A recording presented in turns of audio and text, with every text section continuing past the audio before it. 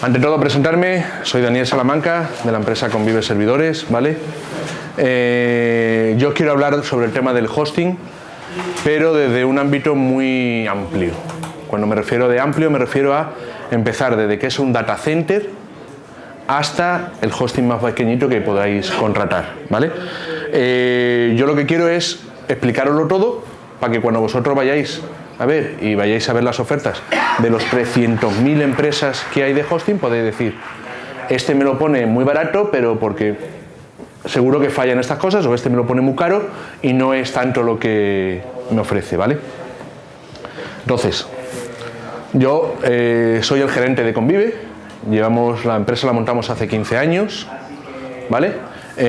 Soy ingeniero informático y de siempre nos ha gustado el tema de la informática y demás, y alguien nos dijo, oye, esto vosotros lo vais a hacer funcionar, y ahí empezamos. Ahí tenéis mi contacto y demás, aunque luego lo borraré para que no me lancéis piedras, ni spam, ni cosas de esas, ni similares, ¿vale? Lo primero, todo el mundo sabe lo que es la nube, ¿verdad? Pues es mentira. La nube no existe. La nube no es más que el ordenador de otro. Todo el mundo lo ve como, oh, la nube, algo que está ahí etéreo. No, mentira. ¿De qué es la nube? La nube son servidores Linux. No hay más historia, ¿vale? Lo que todo el mundo vende como nube no es más que un servidor partido en cachitos chiquititos para daros servicio. No hay nada espectacular ni nada grande o que se haya inventado y demás, ¿vale? ¿Qué es lo que voy a contar yo? Yo voy a contar cómo funciona un data center, cómo funcionan los servidores. Algunas partes de estas cosas la habéis visto antes en la presentación de... ¿Cómo se llama este hombre? De Fernando. Pero me la pisa. O la próxima vez lo hago a las 9 de la mañana y así no me la pisa nadie, ¿vale? ¿Cómo funciona la red de internet? ¿Qué es la nube o qué no es la nube? Los tipos de hosting, y ya hablamos de software, ¿vale? Apache, Engine y demás. Como somos muy poquitos, cualquier cosa que duda, pregunta, me interrumpís y para adelante. Será perfecto, porque yo no tengo para hablar 90 minutos. Entonces así podemos tener a poder cumplir las horas, si no, vale. ¿Qué es un data center? Realmente un data center es un edificio donde metemos los servidores. Un data center necesita tres cosas principalmente: electricidad, conectividad y la refrigeración. Si no tienes las tres cosas no te sirve de nada. De nada te sirve tener un data center al lado de la presa más grande, la presa Hoover de Estados Unidos, si no hay fibra, porque no se conecta con nada. Lo mismo sirve, de nada te sirve tener el data center al lado de la central de telefónica cuando al lado no te dan corriente eléctrica porque no hay saturación en la red. Y la refrigeración, aunque se puede compensar con electricidad y demás, siempre es bueno buscar un sitio fresquito para ahorrar en la electricidad, ¿vale? En esos casos, pues eso es lo que realmente hace funcionar un data center. Luego ya el resto de cosas se pueden convertir rápido, pero eso es lo importante. Y lo tienes que tener todo redundado, porque todo puede fallar. El que te diga de esto es infalible, no se va a caer, miente. Todo falla. Antes o después va a fallar. Da igual que sea Google, que sea Amazon, que sea Convive, el que sea. Todos nos hemos caído alguna vez. Y lo que hay que poner es medios, ¿vale? ¿Cómo? Para la electricidad. ¿Qué es lo que hacemos nosotros con la electricidad? Siempre hablo desde nuestro punto de vista. El data center nosotros lo hemos montado hace 1 año y medio aproximadamente y todo esto lo tengo fresco, ¿vale? Entonces, nosotros por un lado contratamos el suministro eléctrico con Endesa. ¿Por qué? Porque en Andalucía no puedes contratarlo con nadie más. La comercializadora sí es la que tú quieras, o La Luz, Endesa, el que quieras, pero el que te da realmente el cable en España está separado por zonas, por comunidades, y en Andalucía solo puede ser Endesa. Si conocéis lo que se llama los tier, que es el tema de una certificación para data center, el que te diga que aquí en España tienen un tier 4 que te obliga a tener dos suministros eléctricos independientes, en España no se puede hacer. Por mucho que digan, la compañía que te va a dar la luz en España es una sola. Una sola por cada zona. ¿Vale? Entonces, nosotros, ¿qué tenemos? Endesa. En Andalucía, Endesa. De ahí lo metemos a un estabilizador de tensión. ¿Por qué? Endesa tiene un margen de error en la corriente, y lo podéis ver en casa y demás. Si hablamos de casa, pues tú puedes tener un cacharro a 220, pero lo que te viene de la calle puede ser entre 220, o mejor dicho, entre 215 y 235. Obviamente, esa oscilación que Endesa tiene un 10%, por ley pueden tener un 10% que depende de la carga en ese momento, ellos te dicen que es legal, pero a una máquina de aire acondicionado de alta precisión no le gusta. Saltan. Entonces, ¿qué es lo que se pone? Se pone un estabilizador. Un estabilizador es un equipo, no sé si vosotros conocéis los antiguos mandos del Scalestri, que eran una bobina y con el gatillo lo que hacía era mover para darle más energía. Un estabilizador es lo mismo, más grande, un armario, pero son 3 bobinas, uno por cada fase, y un nivel que te dice en qué posición tiene que estar para que da igual la entrada, para la salida tengas o 220 o 400 voltios, si es en trifásica o es en monofásica. ¿Vale? De ahí se pasa a un analizador de red, pero un analizador de red eléctrica. ¿Para qué? Para que tú ahí compruebas de que lo que te da el estabilizador es correcto, que te da una intensidad de 220 voltios por fase, te da una serie de valores, porque puede darte, como en trifásica son 3 fases, puede darte 2 fases bien y una mal. O que de la calle se haya cortado un cable y te esté viniendo 2 fases y solo una, y una no esté funcionando. Entonces, para eso está el analizador de red, que lo que hace que cuando detecta que hay un fallo en los parámetros que él tiene configurado, manda una señal a un generador eléctrico, un generador de gasoil en este caso, para que empiece a producir energía. Y cuando ve que el generador de gasoil produce una energía estable y con los mismos valores de calidad, él automáticamente baja un diferencial y levanta otro. Para que así lo que está detrás, que en este caso son los servidores y demás, siempre tengan la corriente óptima. ¿Vale? Pero ahí tengo yo un fallo. ¿Cuál es? Si tengo que bajar un diferencial y levantar otro, hay un microsegundo que se apaga. Exacto. Para eso se pone un SAI. El SAI es, detrás de esto, pones un SAI con baterías. Que en ese microsegundo dice, uy, me ha faltado cojo la energía de la batería.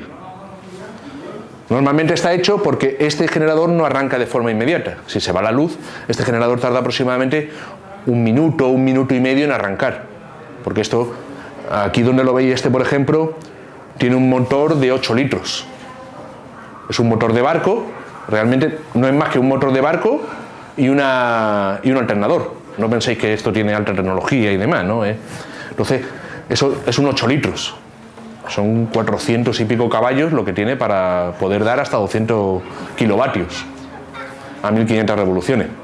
Entonces, para ese cambio se utiliza un SAI, que mientras que la corriente va bien y demás, él está tirando de baterías y sigue teniendo corriente los servidores.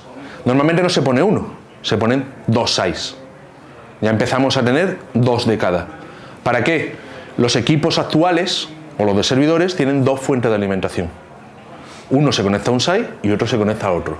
Es lo que se llama lado A y lado B. O alta y baja, cada uno lo llama. Normalmente suele ser lado A o lado 1, izquierdo, derecho, A o B o alta y baja. ¿Para qué? Tú también, porque el SAI tienes que poder mantenerlo. Entonces, si yo tengo que hacer un corte en el SAI para cambiar las baterías, para revisar los condensadores, para limpiarlo, la corriente le sigue entrando por el otro lado. ¿Vale? Entonces, ya tenemos la corriente eléctrica asegurada por el tema del generador, de los SAIs y demás. Ahora necesito que las máquinas estén fresquitas, ¿vale? ¿Cómo están frías? Con máquinas de precisión. Esta queda muy bien, pero consume mucho y no controla nada. Me explico, nosotros, por ejemplo, allí lo que tenemos son 2 máquinas de 130.000 frigorías. Sí. Está hecho para eso, para que con una sola máquina puedas enfriar toda la sala. Siempre aquí hablamos de con uno y otro de backup. 130.000 frigorías consume unos 30 kilovatios de luz. Como que no es... ¿Y qué es lo que hace? Esa máquina tiene 4 sensores. Tiene uno a la entrada del aire, para saber a qué temperatura le entra el aire, uno en medio para saber a qué temperatura está enfriando, y uno abajo a la salida para saber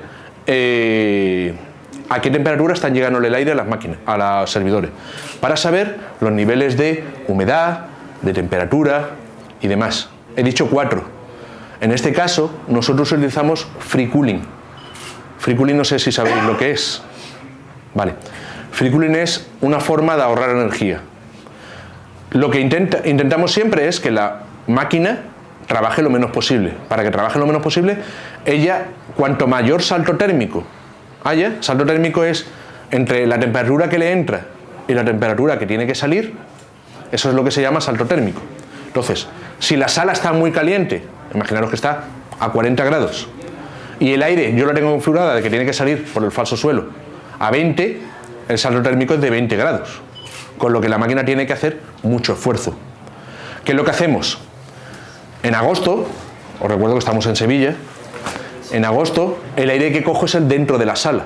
¿Por qué? Porque como está el circuito cerrado, no sale a 40 grados, sale a lo mejor a 30 o a 35.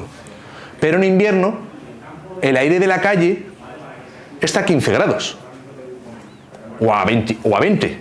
Entonces a mí me interesa coger el aire de la calle, porque si tengo que cogerlo a 20 para meterlo en el falso suelo a 20, no tengo que trabajar. Lo único que tengo que hacer es mover el aire. Con lo que así consigo de que la máquina ahorre. ¿Por qué? Porque no tiene compresor. Lo único que hace es un ventilador. ¿Vale? Por eso el tema de que tiene que comprobar la temperatura y la humedad. No siempre, cuando tú metes el aire de la calle, hay veces que no te sirve. Si el aire de la calle está muy frío, normalmente tiene mucha humedad. Y hay veces que la máquina se pone en modo calefacción. ¿Por qué? Porque yo le tengo puesto que en el data center solo puede haber un porcentaje de humedad del 40%. Porque es como funcionan las máquinas.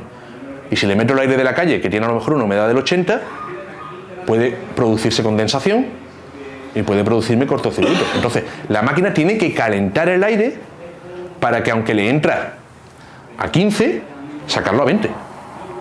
Entonces, todo eso es algo que se hace de forma automática en las propias máquinas. Por eso digo que estas no nos sirven. ¿Vale?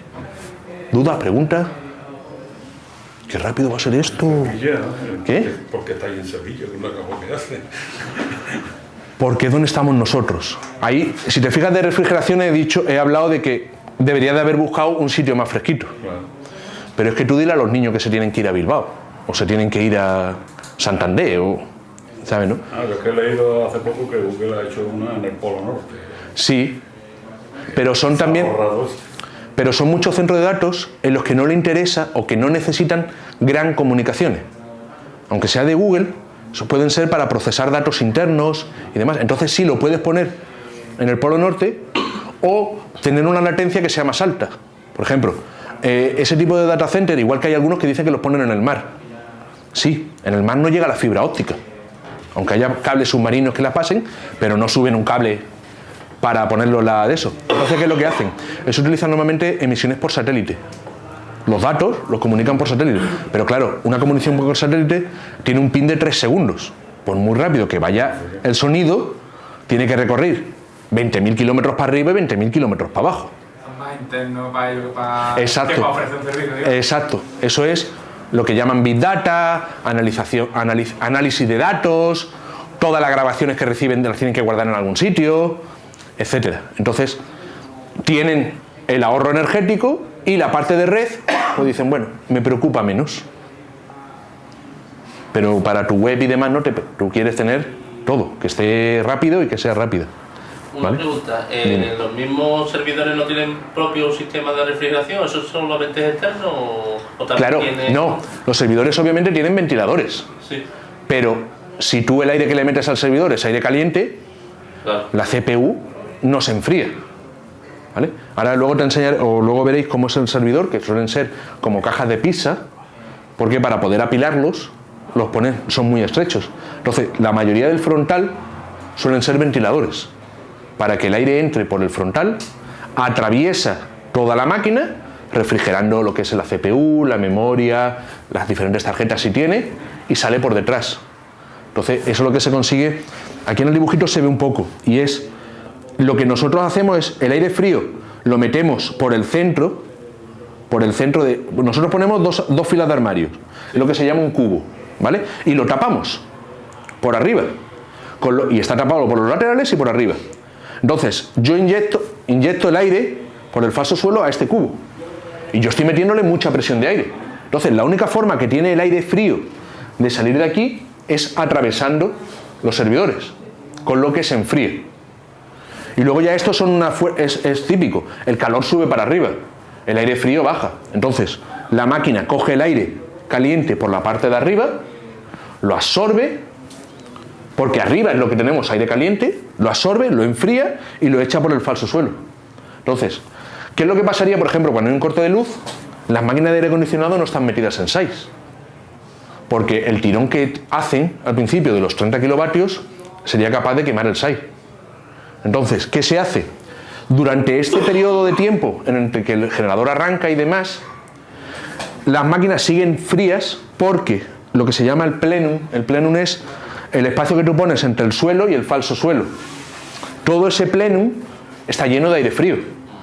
Entonces, mientras que sale por la propia inercia de temperatura, del calor arriba, el frío abajo, mientras que sale, las máquinas no les da tiempo a calentarse. Hombre, si el aire estuviera apagado 10 minutos, 15 minutos, sí se empieza a notar. Pero en 2 minutos, que es lo que tarda en arrancar el generador, no lo notan. ¿Vale? Entonces, ese es el objetivo de tener las máquinas lo más frías. El rango de trabajo de una máquina para que sea ideal es que el aire le entra a unos 22, 23 grados y el servidor lo echa a unos 35, 40. Más o menos es el rango. Hay procesadores y memoria que soportan trabajar a más temperatura, pero eso ya volvemos a lo de siempre. Igual que hay procesadores que tienen menor consumo eléctrico, los procesadores que trabajan a más temperatura son más caros. Entonces, lo que piensa Intel es, por ejemplo, págamelo a mí y se lo dejas de pagar a Endesa porque pagas menos luz. Y Endesa dice, no, compra el ventilador normal, me pagas a mí más luz y tienes el procesador más barato. Aquí lo intentan mirar por su negocio, no pensáis que por... ¿Este tipo de estructuras de servidores, esa es la única refrigeración que existe, digamos? No, esta es la más moderna. Antiguamente los servidores se ponían todos en fila y se enfriaba la sala. Y que cada uno pudiera, digamos que cada servidor cogiera el aire que pudiera. En el sentido de, tú tenías una sala de 100 metros cuadrados y tú la sala entera estaba fresquita. Sin tener en cuenta pues los movimientos de calor, los flujos de temperatura y demás. Esto, por ejemplo, sería... Exacto. Y cada uno de estos baños que tiene más frío, más calor. Exacto. ¿Cómo sería? Luego se empezaron a hacer lo de pasillo caliente y pasillo frío, pero sin el cerramiento. O sea, ponían las salidas de aire enfrentadas, pero sin tenerlo limitado y sin tener en cuenta el pasillo caliente. Entonces, el aire frío estaba más dirigido hacia los servidores, pero los problemas de calor que se acumulaban detrás no se corregían. Por el tema de que aquí atrás podía haber una diferencia entre delante y detrás del armario de 15 grados. Nosotros hemos trabajado en data centers de ese estilo y decía, si estoy trabajando delante, estoy con un chaleco, y si estoy trabajando detrás, estoy con manga corta. Porque además que se nota mucho la diferencia. Y la evolución que es ahora esto, es el de tenerlo todo cerrado. Hay otra gente que hace al contrario, que lo que encierra es el pasillo caliente. La parte de atrás del armario la pone completamente de cristal y aquí le pone una torreta arriba con un extractor. Entonces, como el aire caliente sube para arriba, ellos le ponen el extractor para... En vez de... Esta técnica es, yo con el aire frío empujo a que el aire pasa. Ellos lo hacen al contrario. Yo lo que hago es que chupo el aire caliente Y ocupe el hueco al frío. y que ocupe el hueco el frío. Son diferentes. Lo que yo me refería es si solo cabe la refrigeración por aire. Si fuera líquido. Entiendo que fue un sistema informático y que los líquidos, no, pero por ejemplo, como Hay dos- los motores de combustión que tienen refrigeración líquida, A ver, hay otras técnicas. las pastas térmicas, no sé lo que Sí, de ese estilo hay dos. Hay dos. En el sentido, hay gente. Por ejemplo, eso la empresa VH presume mucho. Que lo que hace es que en vez de refrigerar por aire, le pone al procesador un. ¿Cómo se llama esto? Como un caperuzón y lo hace con agua. En el sentido, en vez de. Le pone la pasta térmica y le pone el aluminio. Y en vez de hacer como cualquier ordenador, que el aire atraviese el aluminio enfriándolo, le ponen con tubos de agua que atraviesa como un radiador. Lo hacen como un radiador. Para que caliente el agua y enfríe. Y entonces, al calentar el agua, el calor traspasa del procesador al agua y se refrigera. ¿Ventajas e inconvenientes? Primero, como tengas una mínima gotera, te la prepara. Y eso está hecho para servidores. Primero, los de VH son servidores a medida. En el sentido, son ellos los que lo hacen. En el sentido, ellos ponen una placa de metal, montan los componentes y lo ponen todo. Si tú tienes, en nuestro caso por ejemplo, que son puedes hacer hosting y demás, cada cliente puede llevar el servidor de su padre y de su madre. No puedes hacer ese tipo de refrigeración, ¿vale? Y luego existe otra, que es como se hace con los transformadores eléctricos. Y es, tú coges una bañera y metes el servidor completamente dentro de un líquido. Es un líquido que no transmite la electricidad y obviamente el líquido, todos los elementos del ordenador están en contacto con el agua, entonces sí, mientras no es agua, ¿vale? Es un mientras que el líquido esté fresco, todo el sistema está frío. Pero volvemos a lo mismo, trabajar con eso está hecho para sistemas cerrados, en el sentido de yo compro 10 servidores y no voy a tocar los servidores en la vida. Los meto ahí y listo. Pero como tenga que cambiar una memoria RAM, un disco duro o algo así, tengo que levantar, cambiar y volverlo a meter. Entonces, no son sistemas de trabajo, son más efectivos, no te lo voy a mentir, sí son más efectivos, pero lo que ganas en efectividad calorífica lo pierdes en trabajo del día a día. O sistemas cerrados o que no puedes tocarlo con tanta facilidad o con tanta. Tienes que tener más cuidado o más riesgos. Entonces, el que se utiliza en 95% de los sitios y demás es por aire. Además, los servidores están preparados para el aire. O sea, tú coges cualquier servidor y lo que tienes son ventiladores. Que podrás ponerlo en configuración de que el aire lo eche de atrás a adelante, o de adelante a atrás, pero siempre con ventiladores. ¿Vale? Ya tengo que hacer la pregunta, ya esto de la más completa ignorancia. ¿También afecta al polvo? Claro, sí. El mantenimiento de. Todas las máquinas de aire acondicionado tienen filtros. Es como el filtro de un coche. Lo puedes tener más gordo o más fino. ¿Qué es lo que se suele hacer? Cuando no haces free cooling, que es coger el aire de la calle, los filtros esos son muy sencillos. Porque tú, mientras que tengas la sala limpia, si ahí no entra el polvo, no hay forma de que el polvo no sale por generación espontánea. Pero si entra el aire de la calle, sí. Nosotros, por ejemplo, en Convive, cuando hacemos, ahora en invierno, ahora empezamos, los filtros se cambian cada mes. Porque lo que entra blanco sale completamente negro. Parece una tontería, pero hay que cambiarlo porque es que si no, y si lo dejaras sin filtro, a los 2 meses, como eso tiene mucho movimiento de aire, tienes una capa de polvo por encima de los servidores importante. Que a lo mejor no te afecta, porque los componentes pero no es bonito o no queda bien, y sí puede llegar a afectar. Había por ahí el chiste de que IBM tenía el pan number del polvo, de los servidores que. ¿Vale? Entonces, esto es cuanto a la refrigeración. ¿Alguna duda más? ¿Alguna consulta? Dime. A la hora de entrar en el CUB, Sí. el técnico que entrar y operar, Sí. ¿afecta a la temperatura? Es muy poquito. Muy poco, Ten en ¿no? cuenta que hablamos de abrir una puerta y volverla a cerrar.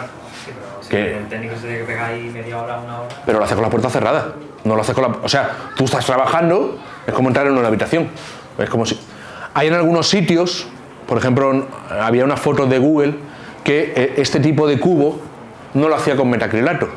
Lo hacía con el plástico duro que veis en las carnicerías y demás. Hace la cortina de plástico que hace la misma función. Le pones dos ¿cómo se dice? Baldas, no una enfrentada a otra, y realmente es muy barato. O las hojas, ¿no? Las lamas, ¿no? Le pones las 2 lamas, o las 3 o las que sean, y tienes encerrado el frío y es muy barato, ¿sabes, no? Pero que realmente lo que haces es abrir un momento y volverlo a cerrar. No se nota apenas, no es algo que determine o que puede subir. Medio grado para arriba, medio grado para abajo no es significativo. ¿Vale? Mira, esta por ejemplo es nuestro data center, ¿vale? Si os digo acordarme, tengo la foto más grande. Tenéis las puertas, el pasillo caliente y el pasillo frío, que es lo que estaría dentro. El aire entra por abajo y las máquinas están ahí. ¿Vale? Aquí se ve, esto es una máquina, y este tubito rojo, que no lo hemos puesto, es el sistema antiincendio. ¿Vale? El sistema de detención de incendio trabaja por búsqueda de motas de humo.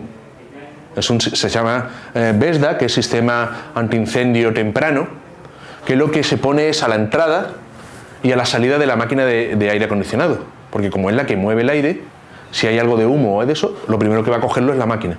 Entonces, él detecta si llega a un nivel de partículas de humo, de oye, aquí pasa algo, empieza a sonar la alarma, y lo que se hace, esto no se apaga con agua, esto lo que se hace es con un gas, hay 2 tipos de gases, el gas fluorado, que es lo que lleva, por ejemplo, el aire acondicionado, o bueno, es un refrigerante, no, es lo de los sprays antiguos, o con gas inerte. En este caso, en nuestro caso, en argón, me parece. Era con argón, pero exacto, eso está prohibido completamente, y luego lo cambiaron por los gases fluorados, que todavía están permitidos, pero si el litro de gas o el kilo de gas te cuesta 100 euros, pagas 300 de impuestos, por el tema de efecto invernadero, de capa de ozono y demás. Cuesta como el 60% del coste de ese gas lo pagas solo en impuestos, no en el gas propio. Y cada año todos los países de la Comunidad Económica Europea tienen que bajar el límite de ventas. O sea, si tienes que comprar una bombona de ese gas, hazlo en el mes de enero, porque puede pasar que en el mes de agosto ya se hayan vendido todo el cupo y no puedas comprar gas hasta final de año.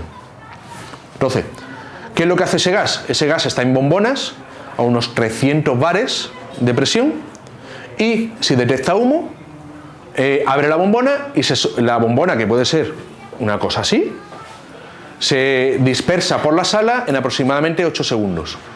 Cuando se utilizaban los gases fluorados, se comía todo el oxígeno de la sala, y como te pillara dentro, al hoyo.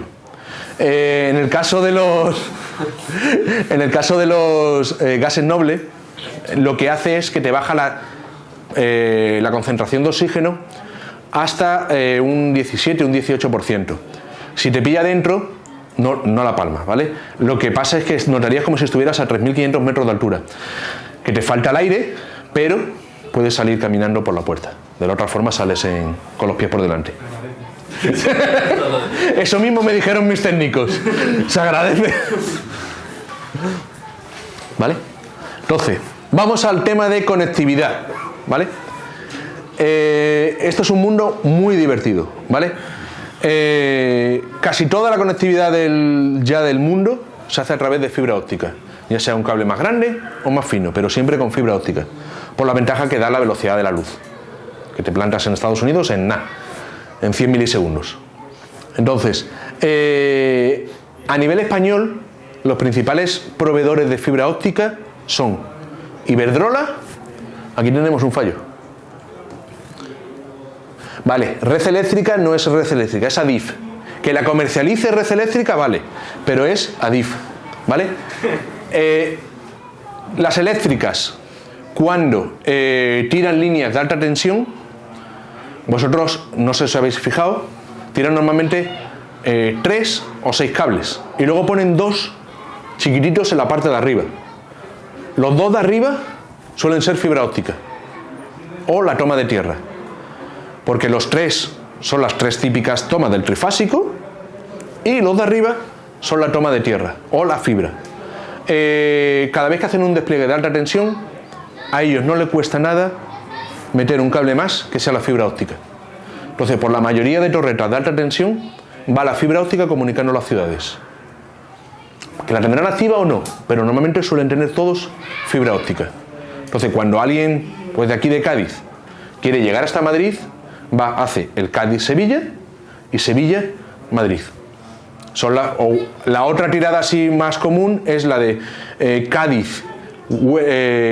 Cádiz va por Huelva, Badajoz y engancha por Lisboa o por ya Toledo y demás Madrid, ¿vale? Dependiendo por dónde vaya la línea de alta tensión, ¿vale? Esos son los dos principales. Y Renfe le pasa lo mismo. Cada vez que por una vía hay un cable que va por el medio de la vía y ese suele ser de fibra óptica.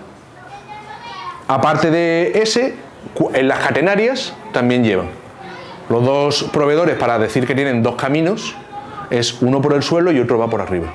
Y en el caso de Endesa, pues va cada uno por una esquinita de la fibra. O sea, que Telefónica no tiene nada que ver con eso. Telefónica sí la tiene, pero utiliza redes propias en el sentido de, hasta hace no mucho... Exacto, Telefónica tiene mucha capilaridad dentro de las ciudades. Y antiguamente la línea que iba era la que iba de poste en poste, que ibas por la carretera y ibas viendo el cable con el poste. Eso en algunos casos los han cambiado por fibra, pero no les compensa por el tema del mantenimiento, porque es muy fácil un acto vandálico y similares. Sin embargo, en Renfe nadie se va a meter con un tren y los cables de alta tensión tampoco la gente los suele tocar. ¿Vale? Entonces, esos son los principales en España, que luego está dentro de las ciudades. Dentro de las ciudades va por capilaridad. ¿Quiénes están metiendo más fibra? Normalmente las operadoras de gas. Las operadoras de gas, cuando hacen la tubería para meter el gas ciudad, aprovechan que ya tienen levantada la acera, que es lo caro, y a ellos les da igual meter un tubo con el gas y otro tubo con un cable de fibra. O un tubo vacío, para que luego llegue alguien y meta el cable. Son principalmente los que están haciendo más despliegue. Ahora mismo ya, pues con la última ley de que todos los españoles tenían que tener 30 megas en su casa y demás, se procedió a mucho despliegue de fibra a través de fachada, a través de los medios que se podía, ¿vale? Entonces, esos realmente van todos a utilizar los puntos neutros, ¿vale? Entonces, todo se va por concentración. En cada edificio hay un pelo de fibra, no penséis que hay mucho más. El edificio se pone una caja concentradora, todos los vecinos van por ese, luego van por un pelito, de ese pelo va a la central que hay en la calle o al barrio, y del barrio van al centro o a donde tenga el operador, y de ahí van ya conectándose principalmente con Madrid, Barcelona, y de ahí ya para afuera, ¿vale? La mayoría de todas estas empresas lo que tienen son caminos redundados. Si te falla alguien, porque es precioso, la excavadora que hace así y arranca los cables de la luz, los del teléfono, los de la fibra, y le da lo mismo. Mientras que no vea gas que explote, ella arrasa. ¿Sabes, no? Entonces, eso. Los grandes proveedores mundiales que utilizan los cables submarinos, ¿vale? Hay empresas que se dedican a tirar cables submarinos. Es un barco con el cable completo, no hay empalmes, todo el barco es el cable. No hay, y luego si queréis buscamos fotos y demás. Todo el barco es una bobina enrollada de fibra para hacer los cables. Aquí, por ejemplo, veis, esto es una foto de Telegraph, que es una empresa que se dedica a dibujar. Podéis comprar mapas de los cables de fibra óptica que salen, o los cables del transatlántico. Aquí el más cercano, en Conil, exacto, en Conil es el que va hacia las Canarias, y no sé si hay uno que es de estos que recorre África o va hacia Lisboa. El sitio más cercano de aquí es Conil. Conil, en un sitio de la playa, veréis que hay una zona que está restringida y hay un tubo que se mete hacia...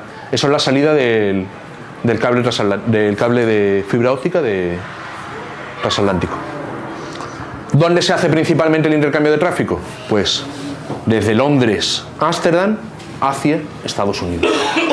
Esos son todos los enganches que hay principalmente. Por ejemplo, España, por el tema del idioma, lo tiene bastante jodido. ¿Por qué?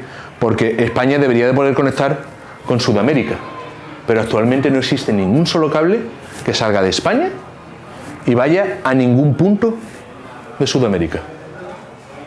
¿Saben, no?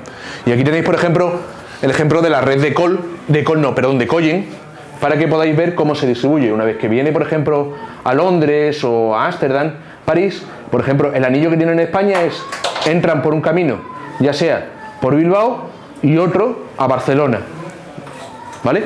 Y recorren la península de una forma que siempre tienen un anillo.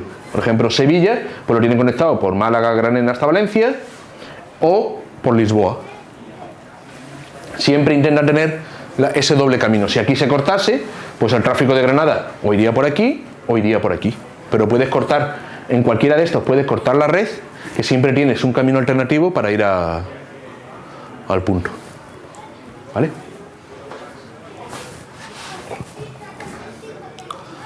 Bueno, ya hemos hablado de la red, del data center y de la electricidad. ¿Alguna duda en...? No, vale. Empezamos con los servidores. Realmente la nube son servidores. A mí no me cuenten historia, ¿vale? ¿Qué es lo que hacemos? ¿Qué necesitamos? El servidor tiene, si pensáis en un ordenador, como puede ser un sobremesa o el que tenéis en casa y demás, las principales diferencias, por ejemplo, en la caja, está en que no tiene ese tipo de servidor. Es como una caja de pizza, idéntico. Se miden en pulgadas, pueden ser de 1 U, de 2 U, o de 3 U, o de 4 U's, ¿vale? Se miden en pulgadas. ¿Qué es lo importante? Cuando hablamos del chasis, ¿cuánto ocupa? Los armarios rack tienen una medida de aproximadamente 1 metro cuadrado, sí, más o menos, 1,80 de largo por unos 60 de 80 o 60 de ancho por 1,80 de largo, y suelen tener 2 metros, que suelen ser 48 o 42 U. El estándar son 42 U, que serían 42 pulgadas. ¿Para qué? Para que tú en un armario puedas poner hasta 40 servidores apilados. Que luego existe el método hay máquinas que tienen en 3 U, tienen 8 servidores y demás, pero todo eso se miden así. ¿Qué conseguimos con eso? Pues un mayor aprovechamiento del espacio. Si pusierais sobremesas, imaginaros cómo ponéis las torres, lo que estáis es metiendo cajas vacías, porque la placa en un sobremesa ocupa muy poquito, ¿vale? Entonces, luego, ¿podemos ir pasando, no? Sí. Por ejemplo, la foto de un chasis de 1, 2, 3, 4, 5, 6 US. 6 US, pero ¿por qué? Porque tiene 1, 2, 3, 4, 5, 6, 1, 2, 3, 4, 5, ese puede tener 48 discos duros. Entonces necesita más espacio. El ancho siempre es el mismo en todos los servidores. Siempre. ¿Los discos duros de los servidores los provee una marca en concreto, alguna empresa o algo? No, ahora te cuento. No, ahora te cuento. Todas las empresas tienen siempre su gama desktop, que es la de gama de sobremesa, y su gama de servidor. Por dentro son casi iguales. Lo que están preparados es en la gama desktop. Tú el servidor no lo tienes las 24 horas, el ordenador no lo tiene las 24 horas del día encendido, y cuando lo tienes encendido tienes el ahorro de energía para que el disco duro esté parado, y los servidores no. Los servidores están preparados para que siempre estén girando y funcionando. Sí, pero digo, por ejemplo, vuestros servidores, sí. Los discos duros que tenéis esos servidores, ¿esos discos duros los habéis comprado a algún proveedor en concreto? O... Nosotros utilizamos Hitachi. Te lo digo, Hitachi versión data center. El proveedor te da lo mismo. Normalmente se lo compras al mismo que le compras al servidor, ¿vale? Puedes comprarlo en Amazon, puedes comprarlo donde quieras. Cualquier proveedor de hardware te va a vender. Y que no haya uno grande, digamos, que mayormente provee a todo el mundo, ¿no? Ten en cuenta que realmente en fábrica son 2, creo que fabricantes, porque Seagate es dueña de... No, Western Digital es dueña de Hitachi. Seagate tiene también a Fujitsu, me parece que es, que aunque sean diferentes marcas, pero lo mismo que Renault o que Citroën, Peugeot y el grupo PSA, son todas por detrás, es lo mismo. Entonces, en servidores, en discos duros pasa lo mismo. Igual que cuando hablamos de los discos duros SSD, luego ya vuelvo a los chasis, no se preocupe. Cuando voy al disco duro SSD, las memorias pasa lo mismo, son de 3 fabricantes.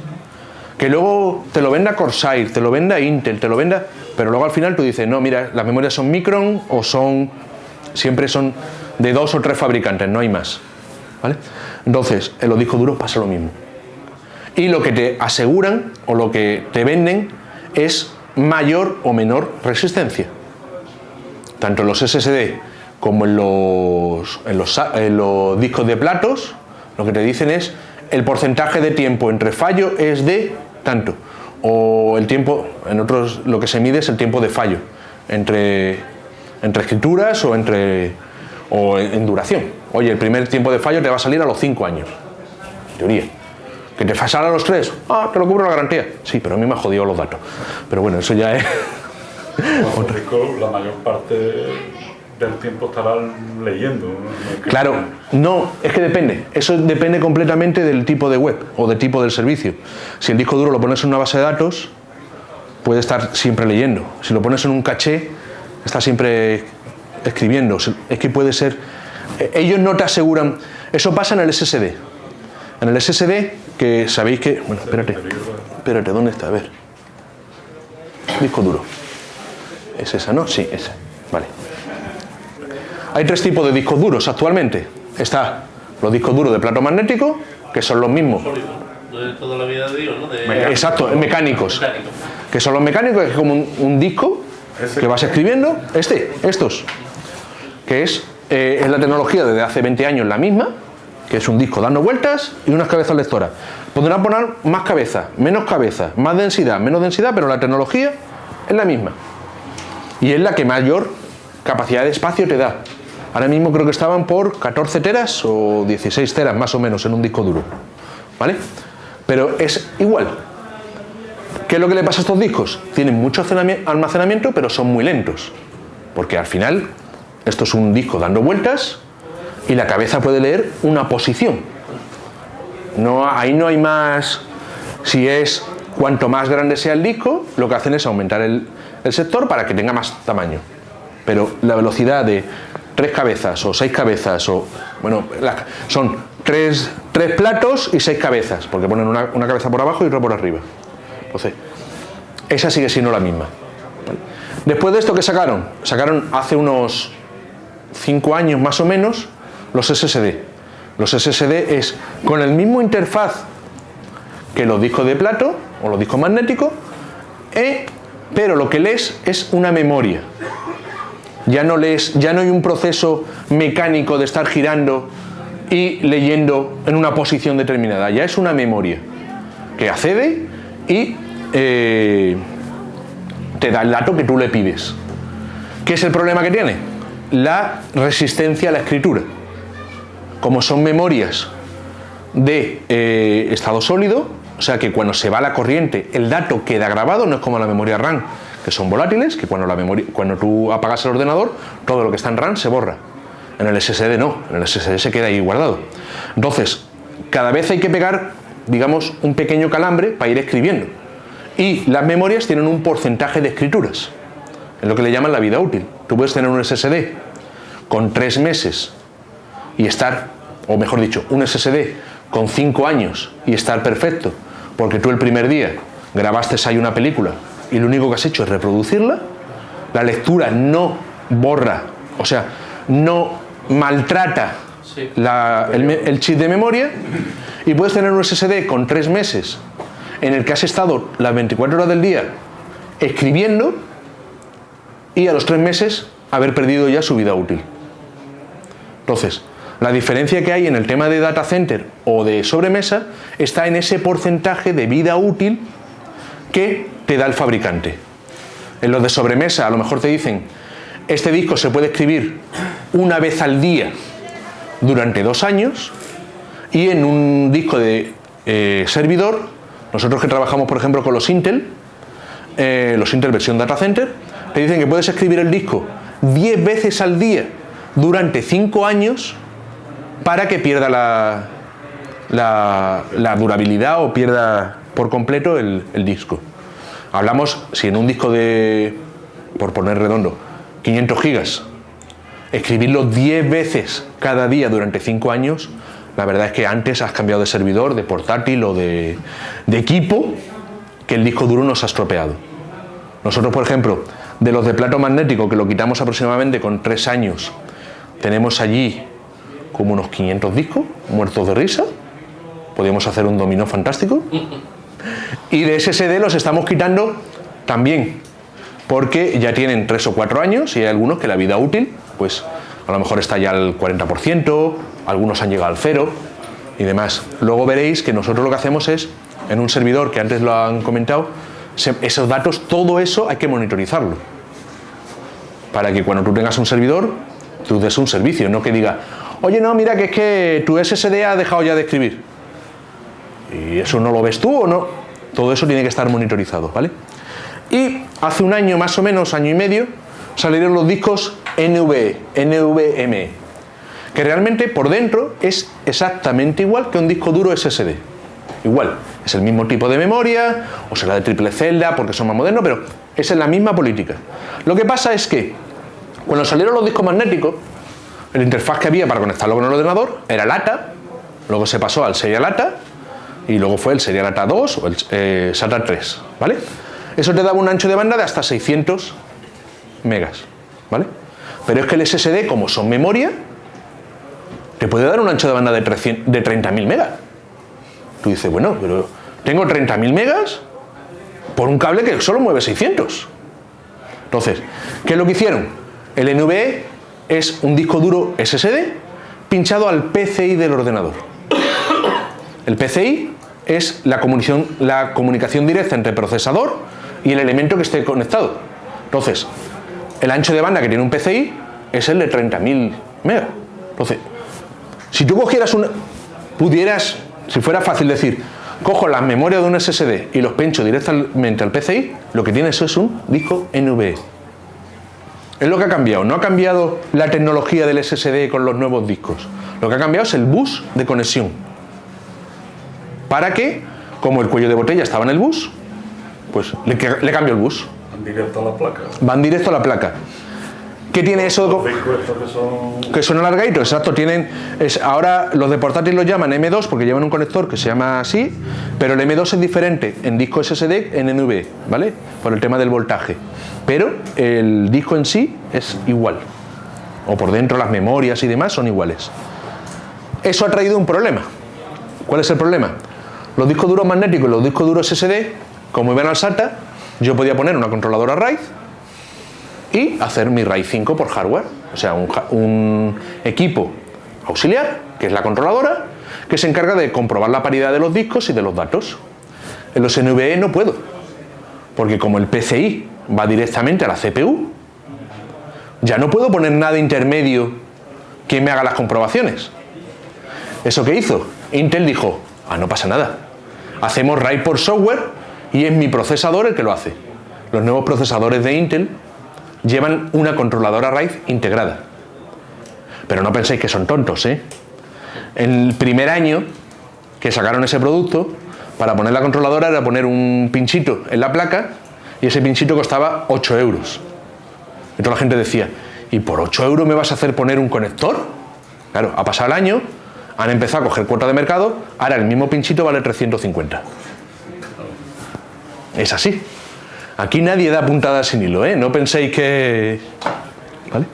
Entonces, volvemos un poco para atrás, que estábamos con el chasis. El chasis, la diferencia también con un ordenador personal está en la fuente de alimentación. La fuente de alimentación de los servidores son mucho más potentes, o sea, nosotros tenemos servidores con fuente de 2000 vatios y suelen ser redundantes. ¿Por qué? Y no van en el rack. ¿Qué? No la ponéis que le ponéis una a cada rack. Depende. En el armario, con una guía.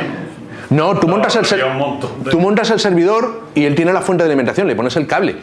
No, pero me refiero que se me ocurre que si el armario tiene 20 racks, le meto una guía desde abajo y pongo una sola fuente abajo.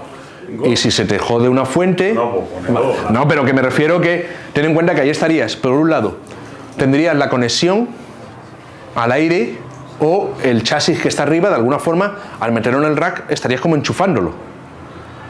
Puedes tener ahí problemas de seguridad, ¿vale? Y luego volvemos... El elemento se lo podía poner fuera de ahí. Sí. Traigo el cable de donde... Pero ahí entonces empezaríamos de...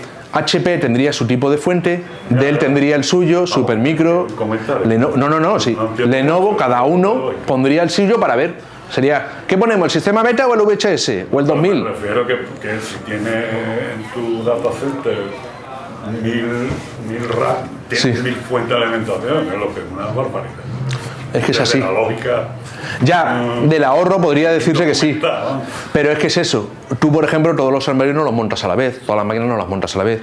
No todas necesitan la misma corriente. Tú una dinamo ahí como a los barcos y corriente continua y no necesito ni fuente de alimentación. Lo hacen. Algunos operadores, OVH también lo hace. ¿Vale? Estoy hablando más de OVH que del mío propio. Olvidaros de OVH, ¿no? El bueno es Convive. No, OVH también lo hace. Hay equipos que en vez de llevar fuentes de corriente alterna lo llevan de corriente continua. ¿Vale? Pero eso te obliga a tener un armario al lado de conversión entre un alternador de corriente continua a corriente alterna. O mejor dicho, de corriente alterna a corriente continua. Tiene sus ventajas y sus inconvenientes. Genera menos calor. No tengo un armario, tengo un edificio al lado. Bueno, allí un pedazo de dinamo. Claro, pero que te obliga a tener una corriente, un sistema. No necesita convertirlo, sino directamente se le enchufa la dinamo y de la dinamo sale. Yo lo he pensado poner a los trabajadores, que cuando estén trabajando estén con la bici, pero me dicen que no. La pila del conejo. No te preocupes. El problema que tiene eso también es no la conectividad, sino el que sea más o menos estándar. Supongo que sí. ¿Sabe, no? Lo han estudiado.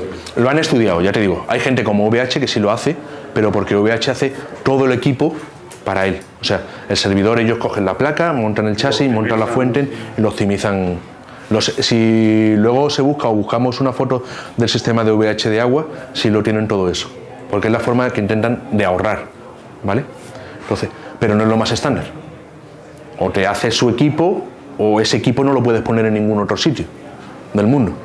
Entonces, OVH tiene esa parte solo en los data centers que ellos controlan, o que ellos hacen desde cero. En los que van a, yo qué sé, van a Ámsterdam o van a de eso, donde no pueden poner su edificio o sus reglas, tienen que poner servidores normales. Entonces eso. Y lo que hablábamos antes de la ventilación. Todo el frontal, si os fijáis en esta foto, los discos duros tienen todos, no son cerrado, es todo la mayor número de aberturas posibles para poder coger el aire, ¿vale? Seguimos con el servidor. Procesadores de CPU, de multicore o multihilo. ¿Qué significa eso?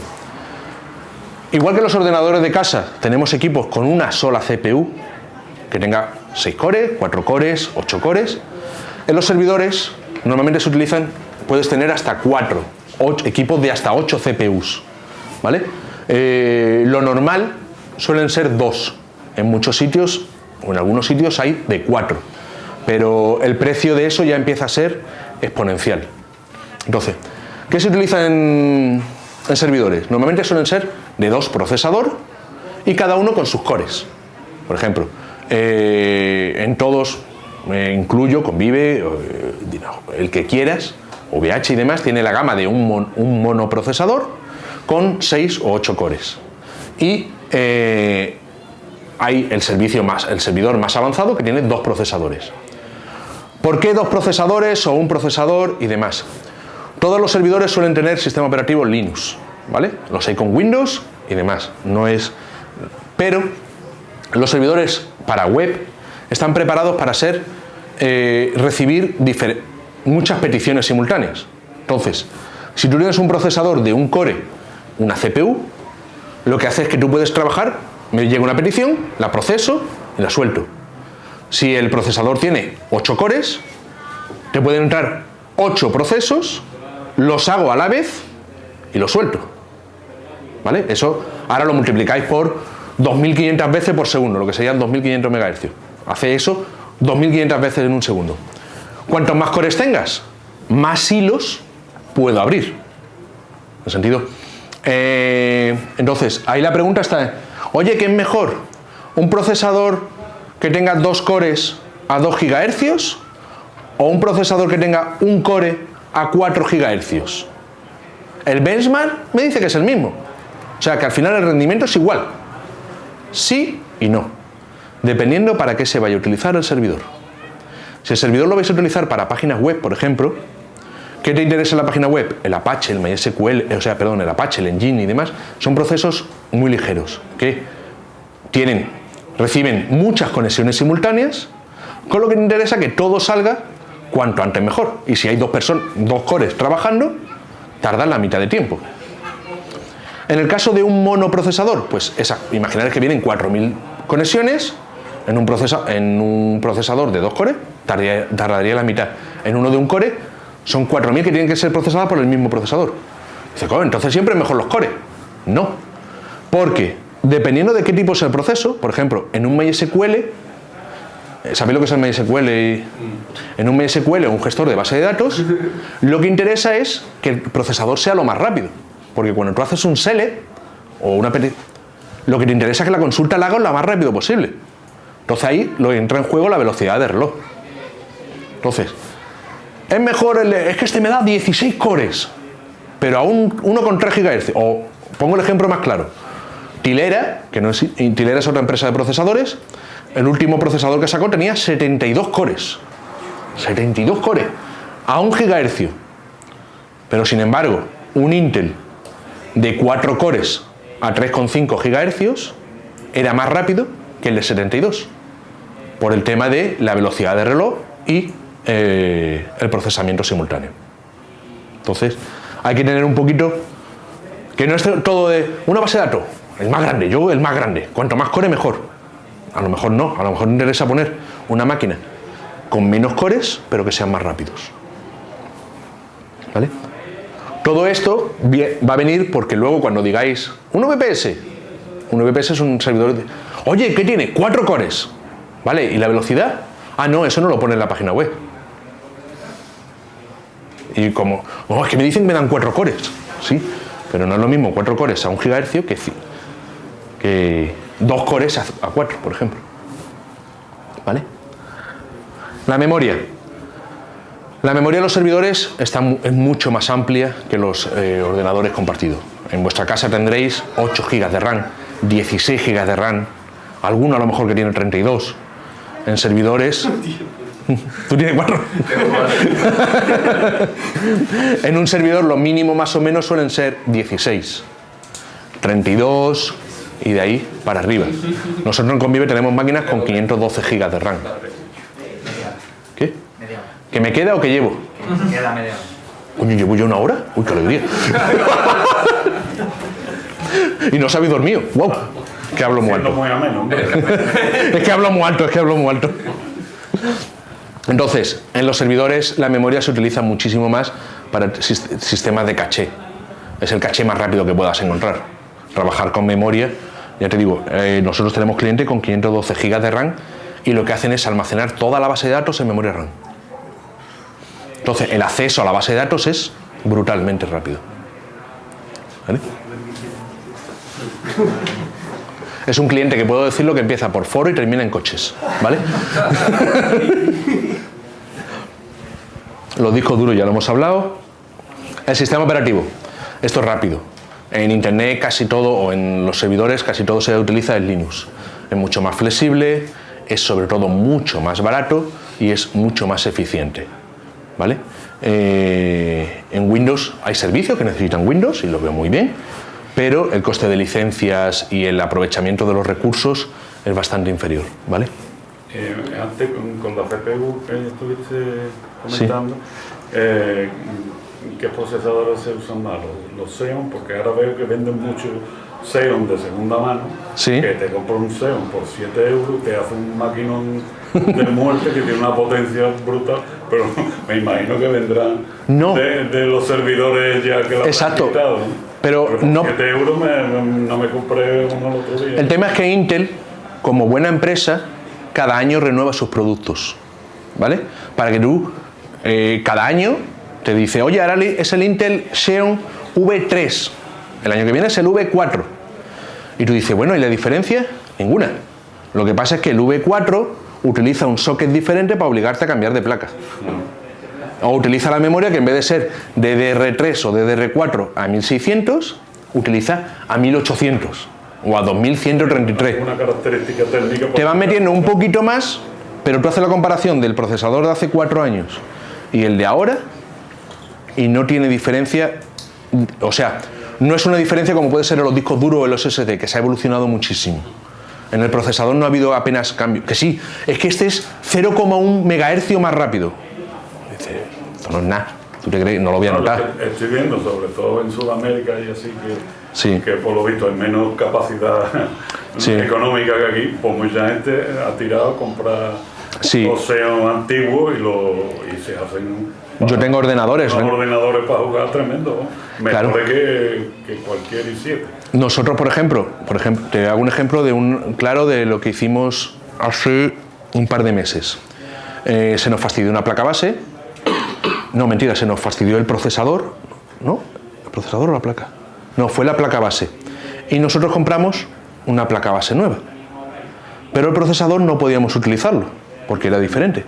Entonces, cuando fuimos a ver un procesador para esa placa base, que la placa base era de hace 3 años, el que antiguamente me costaba 800 euros el procesador, ahora me costaba 30, es lo que tú dices. Y tú decías, es que antes era el mismo core, o el mismo número de cores, y iba a 2 GHz, y ahora le he montado un 3,4 GHz por 30 euros. Es que es mejor servicio incluso. Por eso digo que sí. Y la diferencia es ínfima. Lo que pasa es que Intel como empresa tiene que sacar. Si no, los procesadores podríamos estar trabajando con los de hace 5 años, que no hay ningún problema. No es que no vas a notar una diferencia exponencial como se hacía antes. ¿Vale? Una pregunta, ¿usáis distribución? Trátame de tú, por favor. Que estamos en familia. ¿Usáis Convive alguna distribución o es un Linux propio? No, nosotros utilizamos Debian. En todas nuestras máquinas, yo tengo todavía servidores con Debian 3.1, que hace siglos que se le dieron de soporte, pero el cliente dice, oye, a mí esto me funciona, no me lo vaya a tocar. Debian 1 y PHP 3.1, sí, puede ser PHP 3.1, que es del Pleistoceno anterior. Ahora piden de mínimo, ¿no? Para WordPress 7, ¿no? Ahora te piden PHP 7 y MySQL 7 o MariaDB. Pero vamos, que ya te digo, es que si al cliente le funciona, que son páginas web que él ha hecho cuando él era programador, sí, pues entonces siguen con la misma máquina. Nosotros utilizamos Debian. Entiendo. Vale. ¿Ves? Hay una cosa que no he dicho, y es, ¿qué le falta? Un servidor no tiene tarjeta gráfica. El servidor utiliza, la gran mayoría utilizan una Macros G200, que era la tarjeta gráfica que yo utilizaba en mi 486. Ha llovido, ¿eh? No conocía ni Yolanda. Ha llovido. ¿Por qué? Porque el servidor no utiliza gráficos. Ya sea en Windows con una de 2 megas te funciona, y en Linux es todo modo texto. Entonces no necesitan tarjeta gráfica. Igual que en un sobremesa le pones una GeForce GT 4900 o lo que sea, con 6 GB de RAM, y tú dices, si tiene más memoria la tarjeta gráfica que mi ordenador. En los servidores no.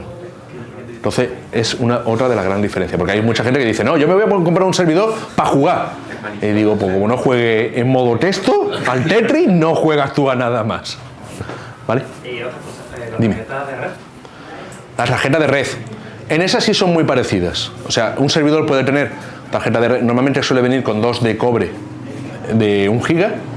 Ya los últimos lo están montando de 10G, ya sea en cobre o en fibra. Pero luego la tarjeta es la misma que tú le puedas poner a un ordenador. Si le quieres poner un 40G o una 100G, va a ser la misma en un servidor que en la tarjeta es la misma. Lo que sí puedes encontrarte es equipos que vengan a lo mejor con 4 tarjetas de red, que vengan con 4 tarjetas integradas en placa base, que suelen utilizarse para temas de firewall o de servidores de frontera, para que puedas poner diferentes conexiones. Pero la tarjeta de red es la misma en un servidor que eso. Ya el BNC y todas esas cosas ya no se usa. ¿Vale? Vamos a hablar un poquito de hosting, que a este paso no terminamos de eso. ¿Qué es lo importante en un hosting? Voy a ir un poquito más rápido por el tema de que muchas de las cosas las he dicho. La localización, el servicio técnico, la administración y monitorización, y luego los tipos de hosting, ¿vale? Localización. Cuando tú tienes una web, lo que te interesa es que tu cliente la vea cuanto antes, ¿vale? De nada te sirve tú tener el pedazo de servidor en Australia si tus clientes son españoles. Quieras o no, tiene que recorrer pues de aquí a Australia unos 15.000 kilómetros.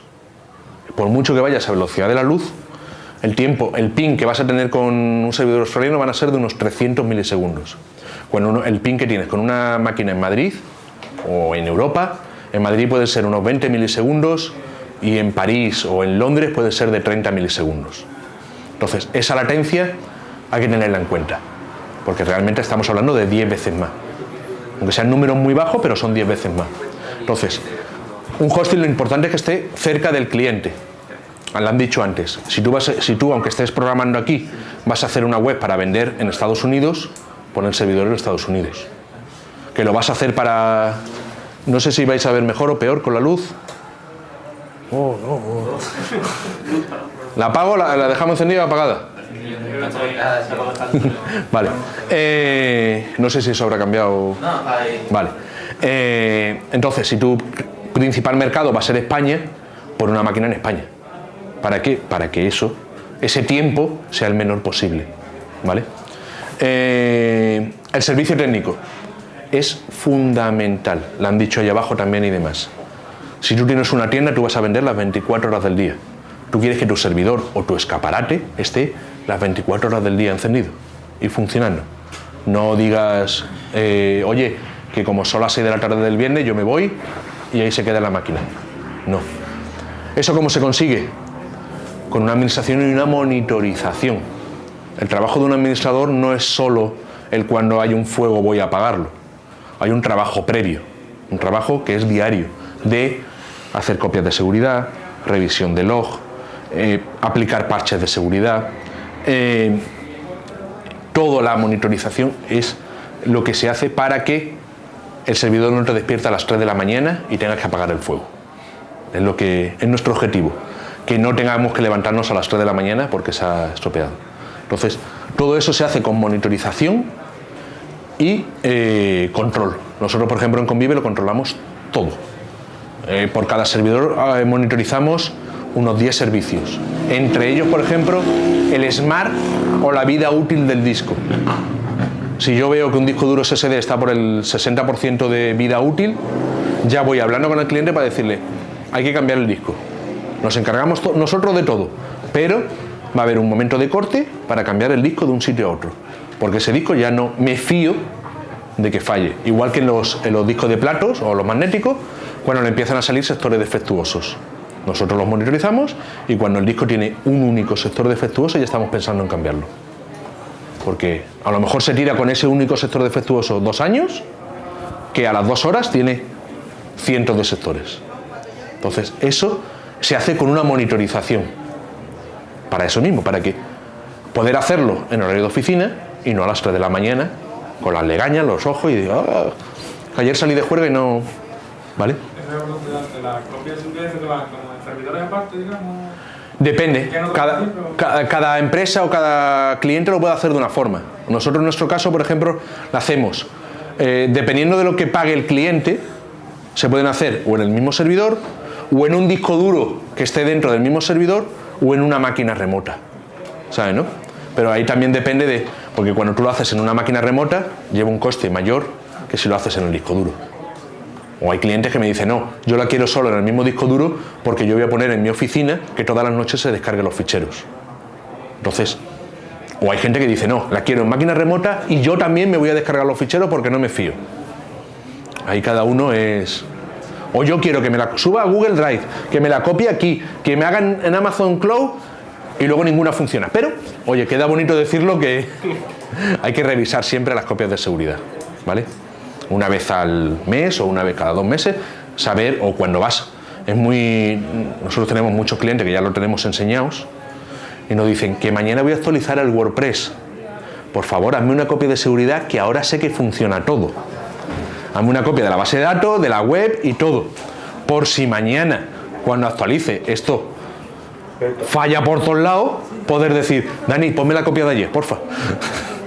¿Vale? Hay mucha gente que no, que solo hace el viernes a la 1:30 de la tarde. Por favor, las actualizaciones y demás los martes. es el mejor día, los martes. Ya se ha pasado todo lo del fin de semana y lo del lunes y demás. El martes se está para ti. Una pregunta. Dime. Has dicho que cuando tenía que cambiar el disco duro, el cliente te lo dice, pero vamos a cambiarlo. Sí. Y hay un corte. Claro. Pero si tú lo tienes todo redundante, o sea, si lo tienes doble. ¿Doble en qué sentido? Si tienes que cambiar el disco duro, por ejemplo, si está dentro de un RAID, es fácil. Es coger el disco duro, tú le marcas en la controladora RAID que ese disco está offline, o lo apagas, lo sacas, metes el nuevo y lo marcas como online y él rehace el RAID. Pero por ejemplo, si hablamos de un disco duro NVMe, ahí no existe el RAID. Entonces, ¿qué es lo que hacemos nosotros? Nosotros montamos una máquina igual, hacemos un rsync, con la máquina funcionando, haces un rsync completo. Un rsync, no sé si lo sabéis, es una sincronización, es copiar todos los ficheros y apago la máquina de origen, hago el último rsync con la máquina apagada para que copie los últimos cambios o los últimos cambios de la base de datos, para que no haya cambios mientras que estoy copiando. Instalo el sector de arranque del disco y levanto. Y esa máquina es idéntica a la que tenía el cliente. Así es como lo hemos hecho. Nosotros teníamos en Madrid 25 armarios rack y los hemos traído todos a Sevilla. Y los clientes no han tenido corte. ¿Por qué? Porque montábamos máquina en Sevilla, copiábamos por la red todo el contenido y yo he estado durante casi un año levantándome a las 5 de la mañana para apago la máquina de Madrid, cuando el cliente tiene el menor número de visitas, copio y levanto en Sevilla. Cuando había copiado todo un armario, me iba con el coche a Madrid, descargaba el armario, lo metía en el coche, me lo llevaba para Sevilla, montaba otra vez el armario y otra vez a empezar a migrar. Tenemos una C8 que ha habido veces que la suspensión bajaba como una cuarta más o menos. ¿Con temporal entonces, digamos? ¿Qué? Lo montaba aquí en Sevilla y volvía a copiar. Claro, no, para migrarlo de Madrid a Sevilla, yo lo que hacía es que montaba una máquina igual en Sevilla. Sí, por eso digo, pero cuando te traías de Madrid, no, como eran máquinas iguales, al siguiente cliente utilizaba la que había traído de Madrid. No le volvía a poner, ¿sabes, no? Entonces, así, ya te digo. El coche se sabe el camino Sevilla-Madrid, pero vamos. ¿Vale? La localización, pues eso. ¿Dónde está la empresa? Porque queda muy bien decir, no, ahora me voy a meter con OVH, igual que antes he dicho, OVH. Dice, sí, ¿dónde va a facturar? En Francia. Bueno, vale. O, ¿esta empresa dónde está? En Estados Unidos. Muy bien. ¿Me van a hacer la factura en dólares? Uy, voy a ahorrar dinero. Sí, pero cuando tenga que pedir algo de soporte, si lo pido aquí a las 10 de la mañana, allí son las 3 de la mañana. Allí no hay nadie. Porque, seamos sinceros, el técnico bueno trabaja en turno de mañana. Si tú eres el bueno, tú no te vas a poner a trabajar a las 3 de la mañana. Tú dices, eso lo hace el de nivel más bajo. Yo, que soy el guay, no trabajo a las 3 de la mañana. Entonces hay que tener muy en cuenta de que si, por ejemplo, lo contratas en Estados Unidos, para ellos su horario de mañana va a ser la tarde en España. Y que el trato que vas a tener con el técnico, aunque ya en Estados Unidos hay mucha gente, por el tema de la influencia latina y demás, que hable en español, pero que tienes que hablarles en inglés. Que seguro que hay uno que dice, hoy no, es que mis servidores están en Miami. Y en Miami todo el mundo habla español. Hablan Spanglish. No hablan español.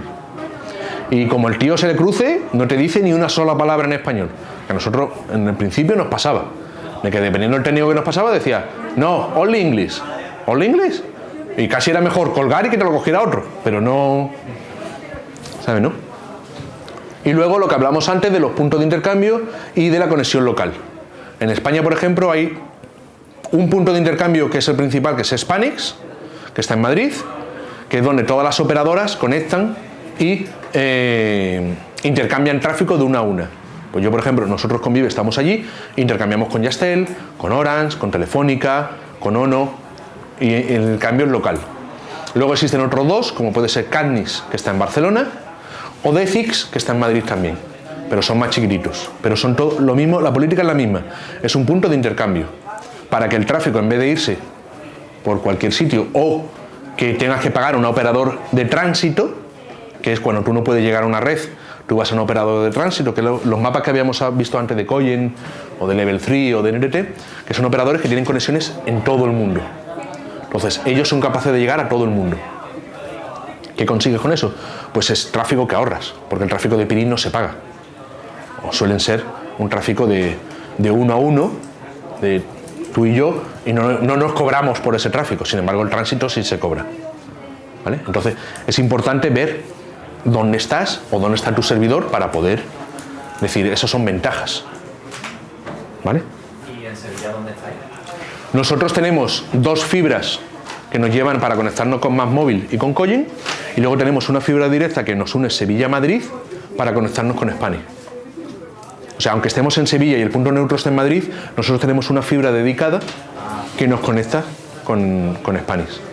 Podríamos decir, oye, vamos a pedir una fibra también Sevilla-Barcelona para ir al otro data center, pero el nivel de tráfico que se mueven por uno y otro es abismal. O sea, Spanish creo que mueve 400 gigas de tráfico y Cani creo que mueve 3.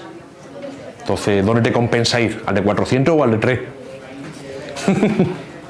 ¿Vale? El servicio técnico, por lo que hemos hablado. ¿Qué quieres que te atiendan? ¿En inglés? ¿En español? ¿Alguien que tenga tu mismo acento? ¿Alguien que te diga Bona nit? No.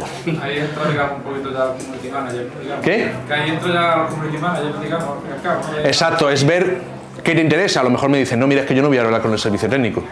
Que yo soy muy listo, muy guapo, muy inteligente y yo no necesito que me ayuden con el servidor. Entonces dice, bueno, pues me voy a OVH. Perdón. Entonces, siempre hay que tenerlo en cuenta. Cuando tú ves un precio, ves un servicio, ves un servidor, una máquina, algo que puedas contratar, pregúntate dónde está el servicio técnico.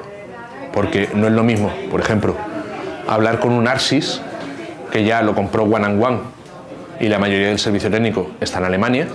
Claro, el primer operador que te va a coger el teléfono te va a decir, ¿qué es lo que quiere? Que el correo no me funciona. ¿Te has leído este manual? ¿Has mirado si tienes este error? Porque lo que tienes es un guión de contra... Si alguien pregunta por correo electrónico, pregunto aquí.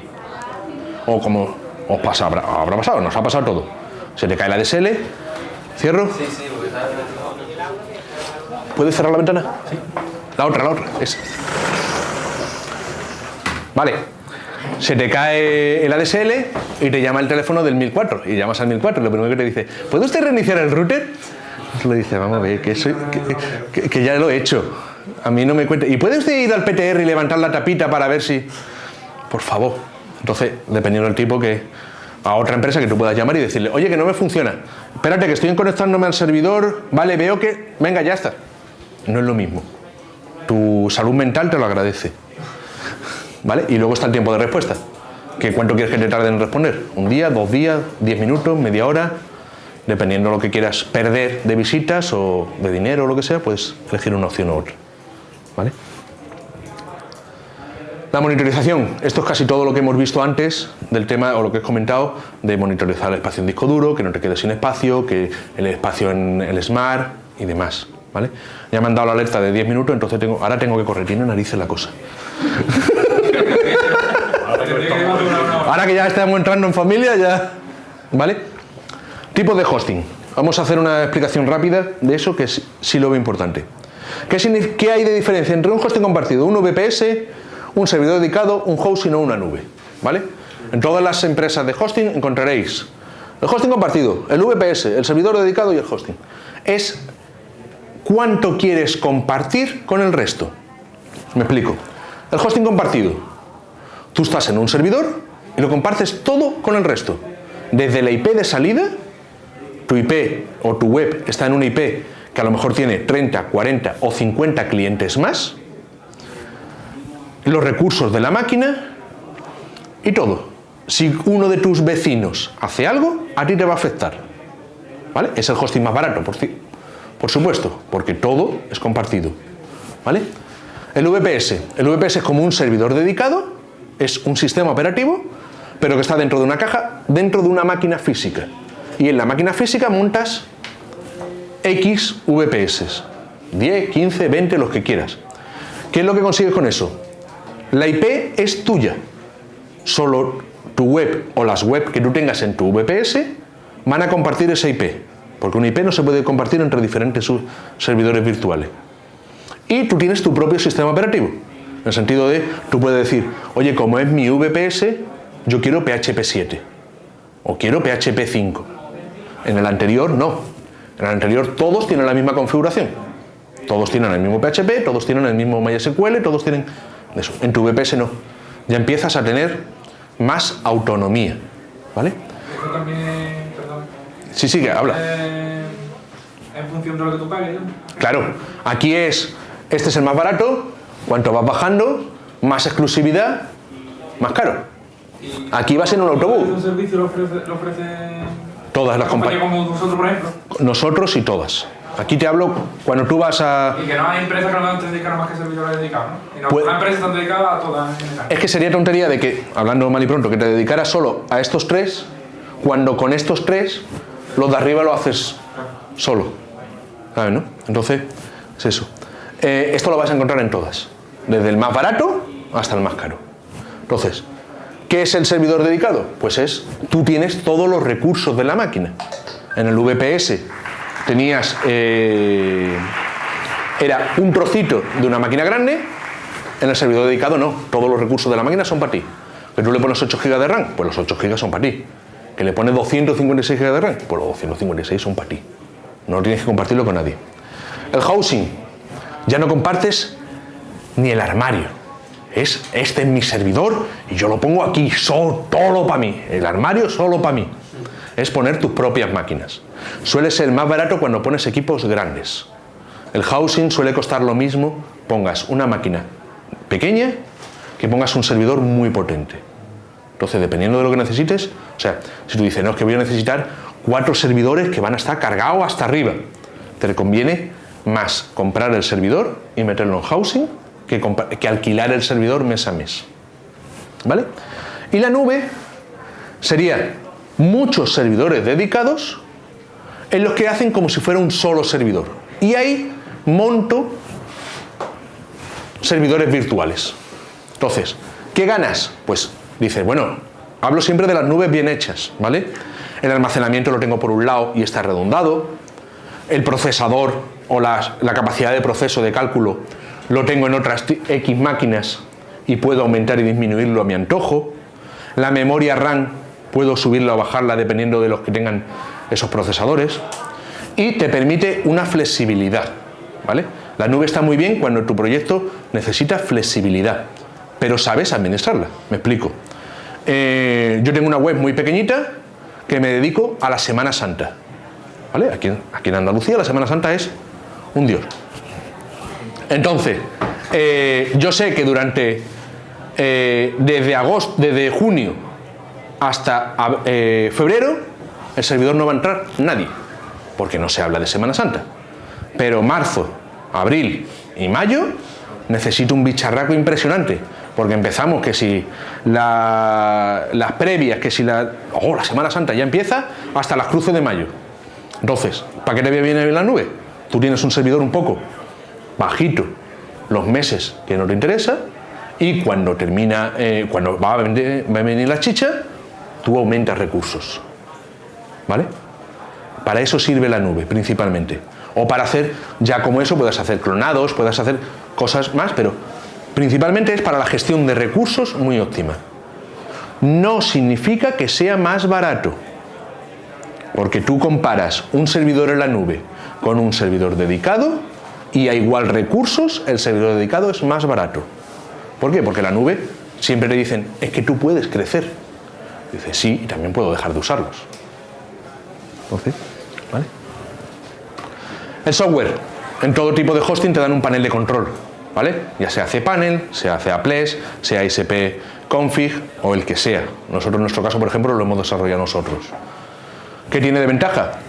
Que es una forma muy fácil de hablar con los programas, porque para crear un correo electrónico, tú en el panel de control haces así, clic, clic, y él solo añade el fichero de configuración, crea la carpeta de correo, te crea la cuenta, te añade el IMAP y demás.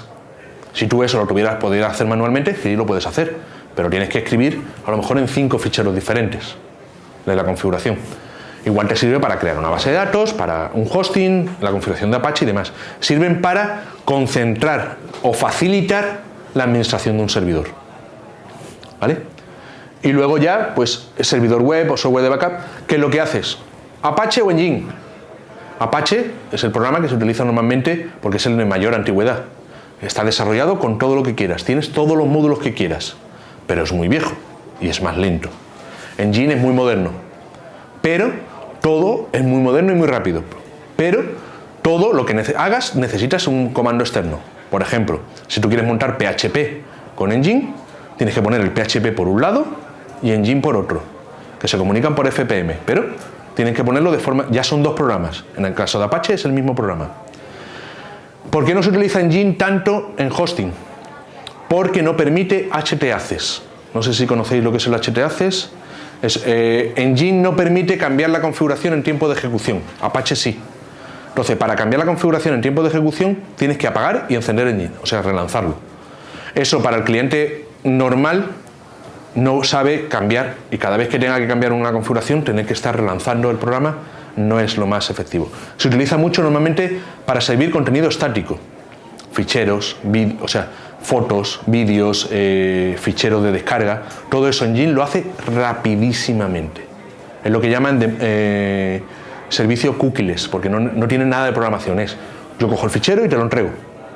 Ya está. Entonces, para eso sí sirve mucho. Software de backup, Bacula, scripts propios, lo que necesitéis. Eso siempre hay que tenerlo en todos los servidores. Y contratéis donde contratéis, pedir siempre una prueba. O sea, decir, voy a modificar este fichero que no es imprescindible para mi web y voy a decir que me pongan la copia de ayer. Quiero ver cómo se recuperan los backups. Porque mucha gente dice, no, tiene backup. Y te das cuenta de que no funcionan cuando se te ha jodido la web. Siempre que pidáis, ya digo en Convive, digo en cualquier sitio, ¿cómo recupero un fichero de backup? Oye, que he borrado este. Pues de este no tengo backup. Mierda, pues tengo que incluirlo. ¿Vale? CDN. Las CDN son máquinas distribuidas por el mundo para servir tu contenido. Hablamos de lo de antes de la localización. Si tú vas a utilizar, las principales CDN son las de los juegos. PlayStation, Sony, o sea, Sony, PlayStation, Apple, con su distribución de las actualizaciones, y hablando mal y pronto, el mundo del porno. Todos los vídeos porno están en CDN. ¿Por qué? Para que el navegador que descarga los juegos de la Play en Estados Unidos se descargue el fichero de un servidor de Estados Unidos. Y el que lo hace desde España, ahora Sony va a poner, este año pondrá su CDN aquí en Madrid, para que los jugadores de Play, que sí, que ya corto, de verdad. Es que la siguiente viene con un hacha, me han dicho, que ya... Entonces, la tienes tú ahí, ¿no? Vale. Para que el tráfico sea siempre lo más cercano. ¿Vale? Entonces, la CDN se utiliza para eso. Poner tu web en una CDN, dependiendo. Si tú vas a vender zapatos a España, de nada te sirve que tengas una CDN con mirror en Shanghái o en Nueva York, porque ni de Nueva York ni de Shanghái te van a comprar zapatos. Y en eso está muy bien vendido por los americanos, pero es por el tema del idioma. A un español, la web la va a hacer en español, con lo que tú vendas en Estados Unidos te va a dar igual. Bueno, a lo mejor en Estados Unidos sí, porque hay más latino, pero en Shanghái, ¿cuánta gente en Shanghái sabe español para visitar tu página web? Entonces la CDN estaría bien si las pusieran en Sudamérica, hablando siempre de público español, porque en Sudamérica se habla español, pero es que las CDNs en Sudamérica no hay apenas redes, ¿sabe, no? Todavía Sudamérica son aproximadamente, van 3 años de retraso con respecto a nosotros. Ahora mismo en Sudamérica están poniendo ADSLs de 256 y de 512 K, que era lo que teníamos nosotros hace 3 años o 4 años. Quizá algo más, ya están por los 6 megas, una cosa así, pero todavía no hay tanto despliegue como antes. ¿Vale? Y los cachadores, eso lo han hablado también abajo, el poner una web con contenido estático. ¿Qué es lo que hago? Yo mi web, que carga mucho de PHP, mucho MySQL, le pongo un frontal por delante que me hace una imagen cada 30 segundos y va mostrando la imagen o lo que ha leído hace 30. ¿Tiene sus cosas buenas? Sí, acelera mucho y quita carga.